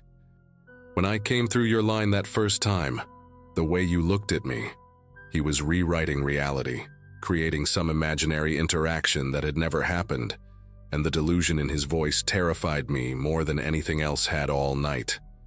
The 911 operator answered, a woman's voice asking about my emergency, and I started talking fast, giving the address, saying there was a man following me, that I needed police immediately. He heard me talking to the operator and something changed in his expression, the smile finally dropping away, replaced by this cold blankness. He stared at me for what felt like an eternity, but was probably only 10 or 15 seconds, and then he turned and walked away, not rushed, just walked across the parking lot toward a dark sedan parked near the loading dock that I hadn't even noticed before, got in, and drove away slowly, headlights coming on as he exited onto the main road. The police arrived maybe 6 minutes later, 2 officers in separate cruisers, and I was still standing in the same spot, phone clutched in my hand, unable to make myself walk to my car even though he was gone. I gave them the whole story, everything from the first transaction to the parking lot, and they took it seriously, actually listened, took notes, got the photograph and frame from mall security as evidence. They pulled security footage from the store cameras and got clear images of his face, ran the plate number from the dark sedan that the loading dock camera had captured. Turns out he had a record, 2 prior incidents in different counties involving following women from retail locations, restraining orders filed against him by a woman in 2014 and another in 2016. The detective who called me 3 days later said they'd identified him, issued a warrant, and arrested him at his apartment in the suburbs. They charged him with stalking, criminal trespassing in the employee area, and harassment. I had to go to court twice, once for a restraining order hearing and once months later when he took a plea deal, and both times I saw him sitting there in a button-down shirt looking so ordinary, so harmless, and it made me sick thinking about how many people probably passed him every day and never suspected anything. I quit Penny's 2 weeks after Black Friday, couldn't stomach going back even though I needed the money. Found a job doing data entry from home where I never had to wear a name tag or interact with strangers face to face. Beverly and I still text sometimes. She checks in every few months. The whole thing taught me to trust my gut, that uncomfortable feeling when something isn't right, and to not worry about being rude or making a scene when someone crosses a line. I wish I'd called the police the second he mentioned my Facebook, or when he appeared in the storage area, instead of waiting until I was alone in a dark parking lot. But I did call them when it mattered most, and that's what got me out of there. He violated his restraining order once, showed up at the coffee shop where Austin worked about 5 months after the court case, just sat there drinking coffee and staring, and the barista called the cops immediately. That violation sent him to jail for 6 months. As far as I know, he hasn't tried to contact me since he got out, but I still check over my shoulder in parking lots, still keep my social media locked down tight, still feel that spike of adrenaline when someone looks at me too long in public spaces. Some experiences just change you permanently, reshape how you move through the world, and that 12-hour Black Friday shift definitely did that for me.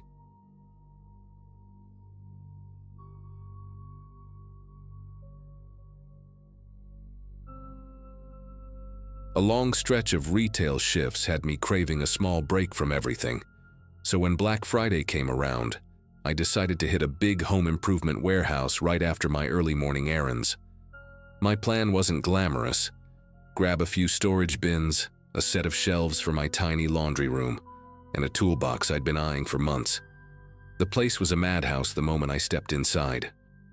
People were squeezing past each other, carts packed high with oversized boxes, voices echoing off the high ceilings like we were all trapped in a metallic canyon. I remember weaving through the aisles thinking about how ridiculous it was that people could get so intense over discounted drills and winter heaters. Still, I was in a decent mood. I had a list, a cart, and a quiet evening waiting for me at home. Nothing about that morning hinted that it was about to take a very different turn. While I stood comparing two different shelving units, both nearly the same size but one with slightly thicker brackets, a man with a faded orange vest approached me from the side. His vest looked older than the ones I had seen other workers wearing that day, the color almost washed out, and one of the pockets was torn like he'd snagged it on something sharp. He spoke with this oddly friendly tone, saying I was looking at the wrong stuff, and that the real deals were in the loading dock area where they kept bulk inventory. I remember blinking at him, trying to figure out how I hadn't noticed that section on the Black Friday ad. He insisted it was where they kept the pallet-sized markdowns, too big to put out on the main floor with the crowds. It sounded strange, but the store was chaotic enough that it didn't immediately raise alarms in my head. I followed him through an aisle that seemed unusually empty compared to the rest of the store. The farther we walked, the colder the air felt, almost like the ventilation back there wasn't meant for customers. I noticed dust collecting on the edges of the shelves, which was odd considering how frantic the rest of the store was. At one point, I asked him how long he'd been working there, trying to make casual conversation, and he answered with a laugh that didn't match anything about his expression. It was this dry, flat sound, like he was pretending to react rather than actually reacting. He pointed toward a set of swinging doors at the end of the row and told me that was the shortcut to the receiving area, where the real bargains were waiting. The moment I pushed through those doors, the noise of the store vanished behind me. No carts banging, no announcements blaring from the speakers, no frantic chatter. Just a massive warehouse space stretching out in dim, uneven lighting. My guide didn't follow me inside. I only realized that after a few steps, when I turned to make a quick comment about a stack of oversized boxes and saw nothing but the swinging doors drifting shut. Something about the silence made my chest feel uncomfortably tight, like the air itself was holding still. I spotted my reflection in a metal panel leaning against a crate, and remember thinking I looked out of place in that huge, empty maze of shelves and pallets. That's when 3 people stepped out from behind a row of tall storage racks, blocking the way forward with this strange, forced sense of confidence, as if they had rehearsed their entrance. The 3 of them stood there like they'd been waiting for me specifically. The guy in front had a shaved head and wore a gray hoodie that looked brand new except for a dark stain near the cuff, and the 2 behind him seemed to hover just a step too close, like they wanted me to know they weren't really letting me leave. The one on the right, a woman with a sharp jawline and short auburn hair, pointed at my cart and said I'd cut in line earlier, that I'd pushed my way through the crowd near the paint section and taken items that didn't belong to me. It sounded absurd, especially because I hadn't even gone near the paint section. I told her she must have mixed me up with someone else, but the man in front shook his head slowly, like I'd just told a lie he already expected. Their expressions didn't show anger exactly. It felt more like they were trying to corner me into compliance, to see if I would hand things over without questioning their claim. I took a small step back, and the echo of my shoe on the concrete floor felt way too loud in that cavernous space. The guy in the hoodie told me to just give them the cart and there wouldn't be any trouble. His voice didn't rise or crack. It stayed calm in this unnerving way, like he had nothing to lose. The woman started circling slightly, angling herself toward my left side, and I felt this sudden awareness of how huge the warehouse was, how the aisles stretched in every direction like a maze. The overhead lights flickered in long intervals, leaving pockets of dimness between sections of brighter lamps. For a second, I considered yelling for help, but the loading area was too far removed from the main store. I doubted anyone would hear me over the constant crashing and clanging of Black Friday chaos. Instead of arguing, I gripped the cart handle and nudged it toward them a bit, pretending I was giving in while keeping my weight shifted like I might bolt. That tiny motion seemed to relax them, just enough for the woman to stop inching closer. She told me to step back and they'd handle the rest.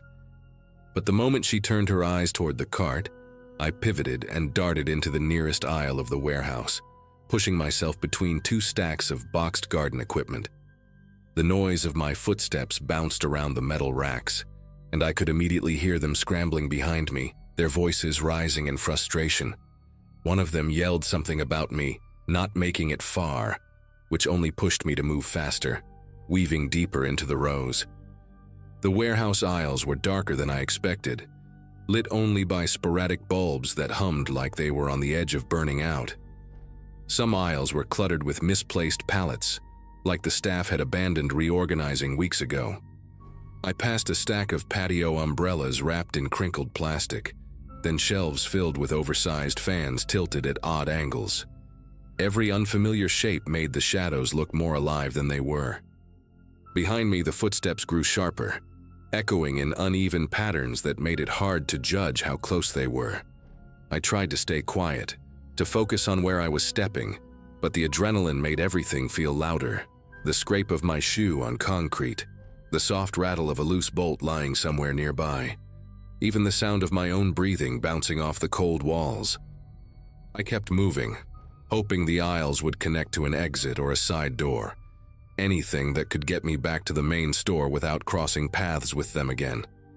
I eventually found myself in a stretch of aisles that felt even more neglected than the rest, rows of outdated seasonal displays stacked on top of each other, some with faded price tags curling at the corners.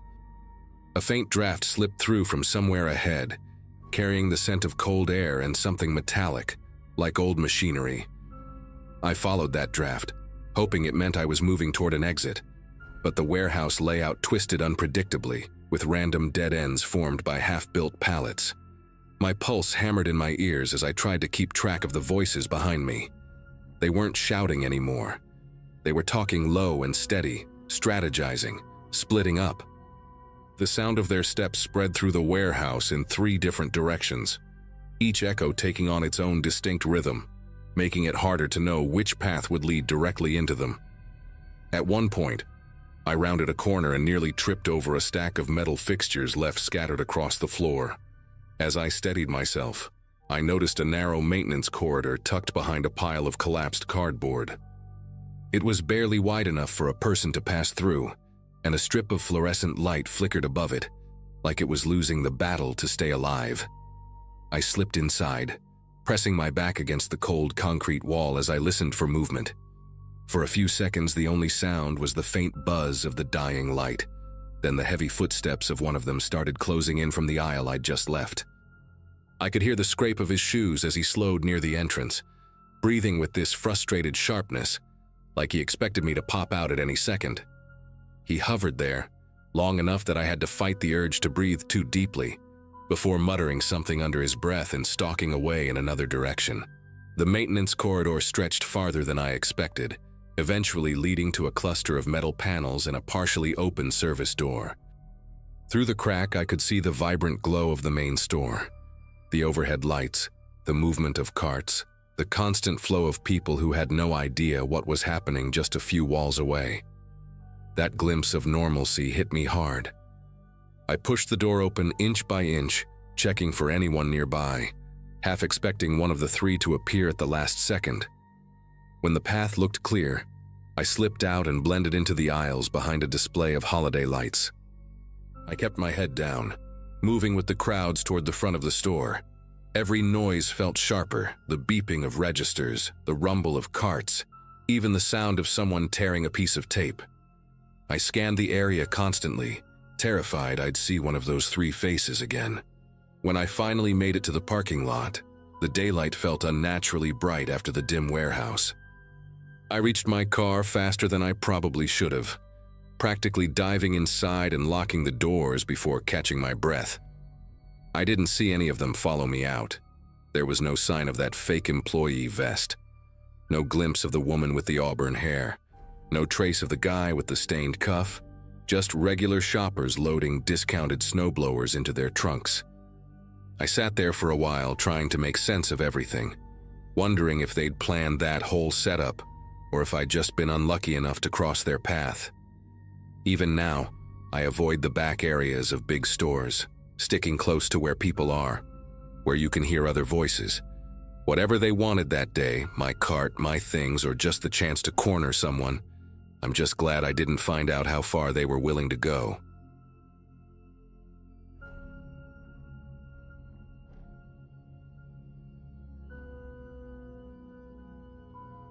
Most years I tried to avoid the Black Friday chaos, but that day, I had promised myself I'd finally replace a bunch of things in my apartment and pick up some gifts early. By late afternoon, I was carrying more bags than I should have even attempted to manage, and my arms felt like rubber bands ready to snap. I'd been jumping between stores since sunrise, and the crowd just never eased up. By the time I reached the pickup area outside the mall, the cold air hit me like a blessing. I remember trying to balance everything at my feet while waiting for my Uber, wondering how ridiculous I must have looked with bags stacked up to my knees. I just wanted to get home, put everything on the floor, and breathe for a second. The car pulled up, a dark blue SUV with the windows slightly tinted, and the driver leaned across the passenger seat, giving me this enthusiastic wave like he already knew me. His name on the app was Mark, and he looked like a guy in his late 40s with a trimmed beard and a baseball cap that had a faded state logo on the front. Something about him felt like he was trying a little too hard to be friendly, but I chalked it up to holiday stress. When he got out and saw the pile of bags, his eyebrows shot up as if I'd just hauled a treasure chest out of the mall. He started asking questions before we even loaded anything. What I got, which deals I caught, which stores were the best this year. His curiosity felt oddly precise, almost like he was taking inventory. Once everything was finally in the trunk, we settled into the ride, and he kept the conversation laser-focused on my purchases. Not in a casual, holiday shopping way. He wanted details. He asked how much I spent on the electronics, whether the clothes were for me or someone else, which brands I chose, whether anything was limited edition. At first, I thought maybe he was just trying to pass the time with small talk, but his tone carried this intensity, like each answer mattered to him on some personal level. Every time I tried to shift the conversation to something lighter, he circled back to the bags. I remember watching the rearview mirror and noticing how often his eyes flicked upward toward me, as if he was trying to read my expressions along with my answers. When we pulled up in front of my place, I felt so relieved to be home that I almost ignored the way he didn't drive off immediately. He helped me unload the bags onto the porch, wished me a good night, and then paused by the edge of the driveway. I assumed he was checking the app or the GPS for his next ride, so I didn't pay close attention. Inside, I dropped everything in the living room and flopped onto the couch for a minute. When I got up to lock the door, I glanced outside and noticed the SUV still idling a few houses down. I told myself he was probably waiting for another ride request and didn't think much of it. But something about the angle he parked at gave me a weird jolt, like he'd been facing my house deliberately. I tried to shake it off and went to unpack. About 20 minutes later, while sorting the boxes in my living room, I heard the soft chime from my phone, the notification from my doorbell cam. At first, I assumed it was a neighbor, or maybe a package I forgot I ordered, so I tapped the screen without thinking. The moment the video loaded, a sharp tension hit my chest. The SUV was back. Same dark blue, same worn-out state logo on the cap, same driver stepping out and walking straight toward my front door like he belonged there. He wasn't holding a phone or pretending to drop something off. He was scanning the front of my place like he was memorizing it. The camera caught him leaning slightly toward the door, his hand touching the handle as if testing the weight of it. I just stared at the screen, trying to make sense of what I was seeing. I paused the video and went back to watch the earlier clip, the one from when he first dropped me off. That's when I noticed something that made me sit down automatically. He had taken photos of my house before leaving. Quick, subtle movements, but clear as day once I knew what to look for. He'd pretended to stretch his arm to adjust his cap, but the camera in his hand had been pointed directly at my windows. I replayed it 3 times, feeling this growing sense of violation bubbling under my ribs. This wasn't curiosity anymore, or even nosiness. He wanted information, my layout, my entry points, maybe even whether I lived alone. I stayed near the door with the deadbolt secured, and every light inside turned off except the one by the hallway. Watching the live feed made my throat tighten. Mark circled the porch once, as if trying to see through the frosted glass, and then stepped toward the side window near the kitchen. He cupped his hands around the edges of the glass to look inside. I remember standing absolutely still, barely breathing, feeling the weight of the silence inside my home. The thought of him knowing exactly where my shopping bags were, expensive electronics, brand new clothes, sealed boxes stacked right where I left them, made everything feel 10 times more unsettling. He stayed outside for maybe a full minute, but it stretched out in my head like an hour. Then he walked back toward the SUV, but he didn't leave immediately. He sat there with the headlights off, engine humming low, as if waiting for something. I didn't know if he expected me to open the door or if he was checking whether anyone else lived here. I remember moving slowly toward the back of the house, thinking through every possible scenario, calling a friend, dialing 911, or just grabbing my keys and slipping out through the back gate. The whole time I kept watching that little screen in my hand, counting the seconds and hoping the SUV would eventually back out and disappear from the street. The SUV finally rolled away, but my nerves didn't settle. I kept replaying everything that happened in my head, trying to understand why a complete stranger would come back to my house after dropping me off. The more I thought about the way he questioned me in the car, the more it all lined up in a way that made my jaw clench. He hadn't been making conversation, he'd been gathering details. I didn't want to sit there waiting for him to return again, so I grabbed my phone and called the non-emergency police line, explaining everything as calmly as I could. They sent a patrol car to drive by, and the officer who spoke with me told me to stay inside, lock everything, and save the footage in case things escalated. Hearing someone else take it seriously made my pulse slow down just a little. After the officer left, I walked through my place, securing every window and checking every blind. I remember noticing how loud the house felt when it was quiet. Every click of a lock echoed like I was inside a much bigger space. I stacked the shopping bags in the hallway, far from any window, in case that had been what caught his interest. I kept thinking about how he paused before leaving earlier, how he tried to mask taking those photos, how he circled the porch like he was looking for weak spots. Even with the police making rounds, I didn't shake the feeling that he might try again once the street got quieter. I sat on the couch with my phone in my hand, doorbell cam open, waiting for any sign of that SUV. Hours went by without anything happening, and at some point I must have dozed off sitting upright.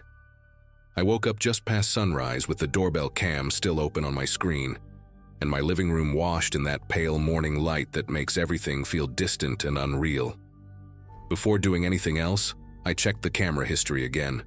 No alerts, no movement, no car passing slowly by. For a while, I just sat there trying to understand what he thought he would gain from coming back, whether he wanted to steal something, or whether the interest he showed in my purchases had been just a small part of something bigger he'd planned.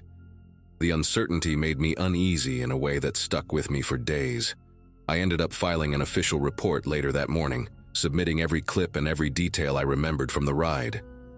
The officer who followed up told me the SUV wasn't registered under the name he used on the app, which made everything click together in the worst way.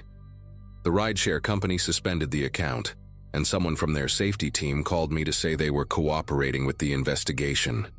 I never saw that driver again, and nothing else happened after that day.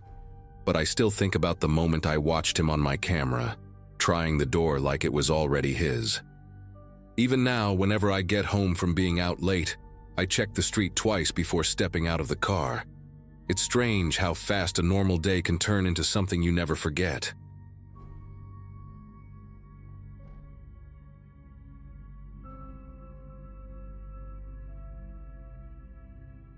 The seasonal job at Target came at a moment when I really needed the extra cash, and my routine back then was basically work, eat something quick, and pass out the moment I got home. That day had been busier than usual, the kind of steady crowd where every cart seemed to squeak louder than the last. But the break room felt like a tiny pocket of quiet compared to the sales floor. I remember sitting there with a microwaved burrito on a paper towel, scrolling through my phone, trying to relax my shoulders after dealing with a string of impatient customers. The break room smelled like burnt popcorn and lemon-scented cleaner, and there was a poster on the wall reminding employees to choose kindness, which always felt a little ironic during holiday rushes. I didn't have many friends on that shift yet, so I usually kept to myself unless someone decided to chat. My locker was on the far left side of the room, painted red but chipped around the handle, easy to recognize. Everything about that space felt safe and predictable in a way I didn't question. The door opened with that hollow metal thud, and a guy stepped in wearing a Target vest slightly faded compared to ours, like it had been washed too many times. He looked mid-20s maybe, tall and lean, with dark hair that stuck out slightly like he hadn't bothered to smooth it down. What caught my attention was the way he scanned the room before even acknowledging me, as if checking for someone specific. Then he smiled. Not forced, not strange, just a quick, friendly expression, and said he worked a different shift and was just trying to find a quiet place for a break. Something about the way he said it sounded odd, like he was improvising the sentence as it left his mouth, but I didn't think much of it. Seasonal employees bounced between shifts all the time, so I figured maybe he was new or covering hours for someone. He sat across from me and started talking casually, asking how long I'd been working there and whether I liked the store layout. Nothing too unusual at first, until he shifted into questions that didn't sound like the kind someone from another shift would really care about. He asked which doors employees usually used to leave at night, whether the managers stayed late, and if the security guy who walked the floor had a fixed route or just wandered. His tone never changed, still light, chatty, but the questions felt strangely specific in a way that made my attention sharpen. I tried to answer vaguely, shrugging, pretending I barely knew the details. He nodded a lot, like each little piece of information meant more to him than it should have. At one point, he even asked if the lockers were assigned or if anyone could just take an empty one. I laughed it off, telling him we each had our own, but he didn't look away from the row of lockers when I said it. When my break ended, I tossed my burrito wrapper and told him I'd see him around, though I wasn't sure I meant it. I remember glancing back once before leaving and noticing him standing near the lockers, not heading toward the door like someone about to return to work. The shift went on normally after that, busy enough that I didn't revisit the weirdness in my mind. But 2 hours later, when I finally went back to the break room to grab my wallet for a drink, the door creaked open and I saw the same guy crouched in front of my locker. The metal latch was half open, my jacket pushed aside, and he had something in his hand. Something small, maybe my keychain. His head snapped up when he heard me, and for a moment he just stared, wide-eyed like he had been caught doing something he couldn't talk his way out of. He bolted upright so fast the locker door bounced shut behind him, and for a second, neither of us said anything. My voice came out louder than I intended when I asked what he thought he was doing, but he didn't try to explain or apologize. He just muttered something like "wrong locker" and rushed past me, practically shoulder-checking the trash bin on his way out. I remember standing there, breathing hard, staring at the dent he'd made in the dust on the floor with his shoe. My wallet was still inside, but everything felt shuffled, like he had gone through each item one by one. The keychain I thought he'd taken, a little metal lighthouse my sister gave me, was sitting crooked on the top shelf. It bothered me in a way I couldn't shake, like he had touched something that didn't belong to him. Not just physically, but personally. I told a manager about it, but the moment I said I didn't know his name, their interest disappeared into a shrug. The rest of my shift dragged, each aisle somehow louder than the one before, and every time someone walked past me wearing a vest, I found myself glancing at their face just to be sure it wasn't him. I kept replaying the break room in my head, wondering how long he'd been digging through my stuff before I walked in. A couple of co-workers joked that maybe he was looking for snacks or headphones, but the questions he had asked me earlier wouldn't get out of my mind. It wasn't the kind of curiosity you hear from someone just trying to make small talk. It reminded me of how customers sometimes poke around, trying to find loopholes for returns or ways around policies, but sharper, like he was collecting pieces for something bigger. I tried to focus on zoning the toy aisle, lining up boxes and straightening price tags, but my attention kept drifting toward the back hallway, half expecting him to reappear. When the shift finally ended, I headed toward the parking garage, grateful to be done. The air felt colder than it had earlier, sharp with that artificial chill garages always seem to have. My footsteps echoed against the concrete, the click of the overhead lights buzzing faintly above me. I spotted my car 2 rows over, tucked between a beige SUV and a faded blue sedan. As I walked toward it, I noticed someone leaning against the low wall near the exit ramp, partly hidden by the shadow of a pillar. At first I assumed it was another employee waiting for a ride, but the posture, still slightly angled toward my lane, made me slow down. When he shifted enough for the light to catch his face, I realized it was him. The same too bright vest, the same dark hair sticking up unevenly. He wasn't smoking or looking at his phone or pretending to do anything. He was just watching. I kept walking but angled slightly toward a different row, pretending I'd forgotten where I parked. My pulse punched against my ribs as I tried to think of what to do next. He stepped away from the pillar, not moving closer but adjusting his stance like he wanted a clearer look at me. I could feel the weight of his attention trailing every step I took, and the garage suddenly felt too empty, too quiet, like all the normal noises had been dialed down.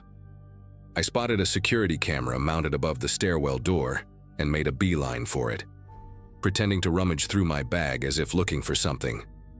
From the corner of my eye, I saw him shift again, this time leaning forward slightly, as though deciding whether to follow. I didn't wait to find out. I pushed through the stairwell door, letting it slam behind me, and took the steps 2 at a time until I reached the landing with the security office sign. Inside the security office, only one guard was working, a guy named Elias, who'd transferred from another store earlier that month. He looked surprised when I walked in, probably because I barely got any words out before pointing toward the stairwell door and trying to explain what happened. I told him about the break room, the locker, the questions, and now the parking garage. His expression shifted slowly from confusion to concern, and he asked me to stay put while he checked the cameras. The monitor's glow lit up the whole room, showing different angles of the garage. When he pulled up the feed for my level, the guy in the vest was still there, pacing a slow, tight line near the same pillar. He wasn't wandering or heading toward a car. He was just waiting. Elias radioed another guard and told me not to leave the office until they cleared the area. Watching that screen made my chest tighten. Something about the way the guy kept glancing toward the entry lane felt deliberate, like he knew exactly where I should have been walking. A few minutes later, the other guard reported that the man had disappeared between camera zones, slipping out of view around the far ramp. They swept the whole level, but didn't spot him again. Elias suggested escorting me to my car, and even though part of me felt embarrassed, like I was making a big deal out of nothing, I wasn't about to walk back there alone. We took the elevator down, and I remember the hum of the fluorescent lights overhead seeming louder than usual. When the doors opened, my car was right where I'd left it, but my eyes kept darting around, checking behind concrete barriers, looking for any movement. The 2 guards stood by while I unlocked the door and got inside, and I didn't relax until I was pulling out of the garage with the exit gate lifting in front of me.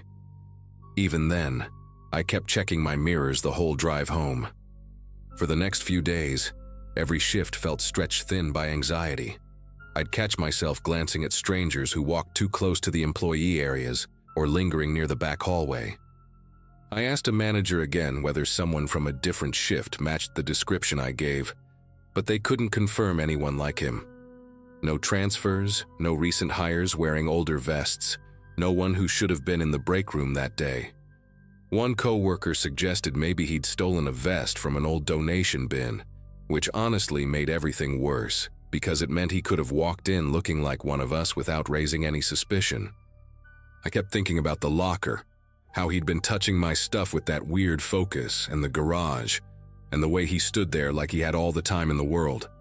The last time I saw him, if you can call it that, was a week later. I had just clocked out and was passing the upper windows facing the garage. Below, near the same pillar as before, a man in a faded red vest stood briefly in the open, head tilted upward like he was scanning the upper floors. The angle made it hard to see his face clearly, but something about the stance matched him. Before I could get a better look, he slipped behind a parked van and never reappeared on the other side. I stood there for a long moment, trying to decide if I should report it again, but something in me said not to go back out there at all. I ended up calling a friend for a ride and stopped parking in the garage entirely after that. Nothing ever happened again, and no one ever figured out who he was or what he wanted. All I know is that the way he watched me wasn't casual. It felt like intention, like a plan I interrupted without realizing it. Even now, I still think about how close he stood to my locker and how easily things could have gone another way if I'd walked in just a minute later.